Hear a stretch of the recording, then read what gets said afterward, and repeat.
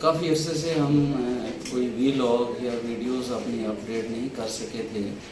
اس میں کچھ ہمارے ریزنس تھیں، ریپیئر ہو رہی تھی ہمارے ڈپارٹمنٹ کی.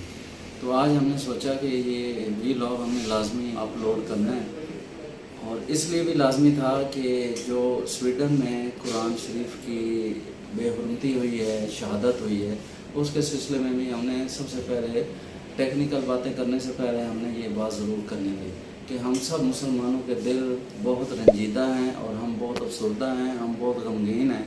ہم پوری انسانیت کو یہ میسیج دینا چاہتے ہیں کہ یہ ہمارے دلوں کے جو کھیل ہیں، جو ہمارے دلوں کے انہوں نے ٹکڑے کیے ہیں، ہمیں اس میں سخت پریشان ہیں.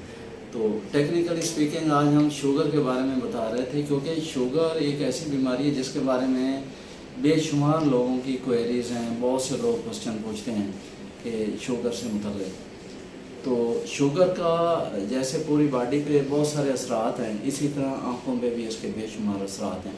آنکھوں کی جو شریانیں ہوتی ہیں وہ عام شریانیں جو دوسری باڈی کے شریانیں ہیں ان سے بہت مختلف ہوتی ہیں. تو اس لیے اس میں زیادہ تبدیلیاں شوگر کی آنکھ میں بہت زیادہ آتی ہیں. اس کے علاوہ جو دوسری ڈیزیزز ہیں جیسے بلڈ پریشر ہے، شوگر ہے، اوبیسٹی ہے، اور لپڈ پروفائل ڈسٹرب ہے، رینل فنکشن ڈسٹرب ہے، اور سموکنگ ہے، ان ساری چیزوں کا بھی بہت زیادہ اثر ہوتا ہے شوگر کے مریض پہ. اچھا، اب ہم نے دیکھتا ہے کہ شوگر کس ایج میں زیادہ اس کی کمپلیکیشن ہوتی ہیں. فرض کریں ایک بندہ ہے 10 سال سے کم ہے، 10 سے 20 سال ہے، 30 سے 40 ہے، 40 سے 60 ہے، اباؤ دین 60. یہ جو ایج ہے نا 30 ایئرس تک، اس میں کمپلیکیشن بہت کم ہے. اباؤ 30 ایئرس شوگر کی کمپلیکیشن زیادہ ہے. تو اس لیے age is very important factor کہ شوگر کی بیماری کس ایج گروپ میں ہوئی ہے. اب نیکسٹ کوشچن ہے کہ اگر شوگر ڈیٹیکٹ ہو گئی تو ہمیں کن چیزوں کا خیال کرنا ہے. تو اس میں ہمیں یہ کرنا ہے کچھ انویسٹیگیشن کرانی ہے کہ بلڈ شوگر رینڈم کرائیں، HbA1c کرائیں، اور یوریا، کریٹینین، لپڈ پروفائل یہ کرائیں. اور آئی کے حوالے سے آپ اس کی وین دیکھیں، انٹراکولر پریشر دیکھیں، اور فنڈس ایگزامینیشن کریں. اور جو نیکسٹ 2 انویسٹیگیشن جو بہت ہی امپارٹنٹ ہے وہ انجیوگرافی ہے اور OCT ہے. شوگر جو پردوں پہ پڑ جاتی ہے، جو پردوں پہ اس کے اثرات ہوتے ہیں، ان کو اس وقت تک کوئی علاج ممکن نہیں ہے جب تک ہم اس کا ایگزامینیشن نہ کر لیں اور اس کے ٹیسٹ نہ کر لیں، یعنی اس کا لیول شوگر کا، HbA1c، اور اس کا OCT یا فنڈس کا ایگزامینیشن. اب نیکسٹ ہے کہ کون کون سی چیزیں ہیں جو شوگر پہ افیکٹ کرتی ہیں شوگر کی بیماری پہ. نمبر 1، شوگر کا کنٹرول کیسا ہے. اگر اچھا کنٹرول ہے تو ظاہر کمپلیکیشن کم ہوں گی اور ڈیلیڈ ہوں گی.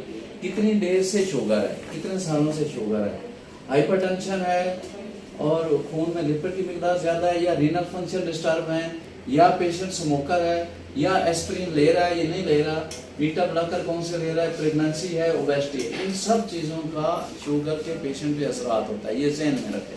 یہ سمپل ایسے نہیں ہے کہ آپ نے شوگر کنٹرول کر لی اور سارے معاملات ٹھیک ہو گئے. یہ باقی چیزوں کو بھی ٹھیک کرنا ضروری ہے. ایسپرین کے بارے میں یہ ہے کہ کارڈیک پیشنٹ یا کوئی اسکیمک پیشنٹ لے رہے ہوتے ہیں، اسپرین کی وجہ سے نہ شوگر کی بیماری کم ہوتی ہے نہ زیادہ ہوتی ہے. یہ پیشنٹ کو کہنا ہے کہ وہ لیتا رہے گا. سائن سمٹم کیا ہوتے ہیں؟ ڈیکریز وین ہوتی ہے، فلوٹر ہوتے ہیں، پیشنٹ کو بلیک فوٹو یا بلیک فیلڈ میں چیزیں نظر آتی ہیں. جب ہم فنڈس دیکھیں، جیسے یہ فوٹوگراف ہے، یہ ڈسک ہے پیشنٹ کی اور یہ اس کی شریانیں ہیں پردے کی. جب ہم فنڈوسکوپی کرتے ہیں تو یہ شریانیں نظر آ رہی ہوتی ہیں. یہ شریانیں چونکہ باریک ہوتی ہیں، اس میں شوگر کے اثرات بہت جلدی ہوتے ہیں. یا ان میں بلیڈنگ ہو جاتی ہے، نیرونگ ہو جاتی ہے، نیو ویسل بن جاتی ہیں جو ایزلی فریجائل ہوتی ہیں بلیڈ کرنے کے لیے. یہ ڈسک پہ بھی بن سکتے ہیں جن کو ہم NVD کہتے ہیں، اور ایلس ویئر بھی ہو سکتے ہیں، ان کو NVE کہتے ہیں، اور میکولر ایڈیما ہو جاتا ہے. اب جب اس کی ٹائپس پہ بات کریں تو شوگر کی وجہ سے نان پرولیفریٹو ہو سکتی ہیں، پرولیفریٹو ہو سکتی ہیں، یا TRD ہو سکتی ہے، یا پیشنٹ کو کیٹرٹ ہو سکتی ہے. کیٹرٹ کے بارے میں بہت کوشچن پوچھا جاتا ہے کہ مجھے شوگر ہے اور مجھے کیٹرٹ ہو گئی ہے. اگر کیٹرٹ ہو گئی ہے تو اسٹریٹ وے شوگر کے مریض کی کیٹرٹ نکالنے سے پہلے سوچنا یہ ہے کہ اس کے پردے میں کوئی پرابلم تو نہیں ہے. اگر پردے میں معمولی پرابلم بھی ہے تو پہلے انجیکشن لگانے ہیں. انجیکشن لگانے کے بعد وہ اس کی کیٹرٹ کی سرجری کرنی ہے. अच्छा NPDR है, PDR है, उसमें मैकुलर एडिमा है या नहीं है, फिर फैसला करना है ट्रीटमेंट का। ट्रीटमेंट हमेशा कंट्रोल से स्टार्ट होगा, कंट्रोल के बाद हम उसकी क्लासिफिकेशन करेंगे, उसकी काउंसलिंग करेंगे और ट्रीटमेंट स्टार्ट हो जाएगा। कंट्रोल के बाद होता है एंटीबायोटिक जो मुफ्त इंजेक्शन लगाते हैं। इंजेक्शन के बारे में मरीजों के बेशुमार सवाल आते हैं। इंजेक्शन जो होते हैं महंगे भी होते हैं, सस्ते भी होते हैं, दरमियाने भी होते हैं। जो सबसे कॉमन इंजेक्शन जो पाकिस्तान में बहुत ज़्यादा लगाया जाता है वो बेवासिज़ुमैब या एवेस्टिन का टीका है। एवेस्टिन का टीका जो है सबसे सस्ता है और वो मल्टीपल इंजेक्शन लगते हैं। जो दूसरे टीके हैं वो उससे ज़्यादा महंगे हैं। और नेक्स्ट क्वेश्चन पूछा जाता है कि टीका लगाने का प्रॉब्लम, कोई प्रॉब्लम नहीं है, बिल्कुल आसान है, बिल्कुल दर्द नहीं होती, आराम से लग जाता है, कोई मुश्किल नहीं है। कितने लगाने हैं ये डिपेंड करता है कि आपके पर्दे के हालात कैसे हैं। 1 2 3 4 5 तक भी इंजेक्शन लग सकते हैं और साथ साथ देखते जाना है कि वो पर्दे में उसके असरात कितने आए हैं, एडिमा कितना कम हुआ है, तो फिर उसके बाद नेक्स्ट इंजेक्शन कब लगाना है। इंजेक्शन के बाद नेक्स्ट ट्रीटमेंट होता है लेजर्स।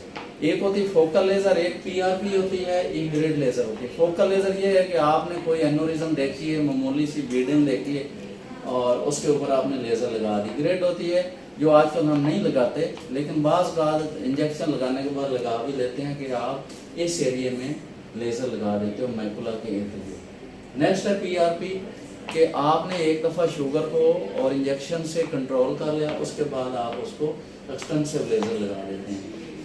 PPV क्या है, पर्दे की सर्जरी है। अगर शुगर इतनी बढ़ जाए कि वो इंजेक्शन से बाकी चीज़ों से कंट्रोल नहीं है और उसमें खींचें पड़ गई हैं, ट्रैक्शंस हो गई हैं, तो उसके बाद उसका ट्रीटमेंट है पास प्लानोविक्टॉमी यानी पर्दे की सर्जरी। और उनको उनकी जो खींचें हैं जो जोड़ से बन गए हैं उनको ट्रीट करना होता है। अच्छा, अब शरियाने जो हैं बंद भी हो सकती हैं, लीक भी हो सकती हैं। अब नेक्स्ट व्लॉग में हम ये बताएंगे कि बंद शरियानों से क्या इफेक्ट आते हैं पर्दे पे, और जब लीक हो जाए उससे क्या इफेक्ट आते हैं, और कौन कौन से टीके हैं जो आँख के अंदर उन सूरतों में लगाए जा सकते हैं, और वो शुगर वाले मरीज़ से कितने मुख्तलिफ हैं। तो आज का मैसेज ये था, बेशुमार लोगों के क्वेश्चन का जवाब था कि शुगर के मरीज़ को टीका लगाना कितना मुश्किल है। कोई मुश्किल नहीं है और दर्द के बगैर होता है। कितने लगाने हैं, काफ़ी लगाने पड़ते हैं। कितने वक्फे बाद, हर महीने बाद। कितनी किस्म के हैं, 3-4 किस्म के हैं, सस्ते भी हैं, महंगे भी हैं और दरमियाने भी हैं। डेफिनेटली जितनी स्टडीज़ हुई हैं दुनिया में उनमें एफ्लिबरसेप्ट और रेनिविज़ुमैब, इनके ये पाकिस्तान में पटीजरा और एलिया के नाम से ये जो ड्रग्स मिल रही हैं, इनकी एफिकेसी ज़्यादा अच्छी है। दुनिया में जितनी भी स्टडीज़ हुई हैं सब लोगों ने इस पर ज़्यादा इत्तेफाक किया है कि ये ज़्यादा अच्छे हैं। जो पाकिस्तान में बेवासिज़ुमैब एवेस्टिन लग रही, इसके कम असरात हैं। तो दुनिया में तो ये ऑलमोस्ट हम नहीं लग रही, लेकिन हम लगा रहे हैं। नेक्स्ट उसका लेज़र है, नेक्स्ट उसका सर्जरी है। तो सबसे ज़्यादा अहम है कि आपने कंट्रोल करना है शुगर को। Thank you so much. Totally meeting में हम बाकी ब्लड वेसल पे बात करेंगे। अस्सलाम वालेकुम।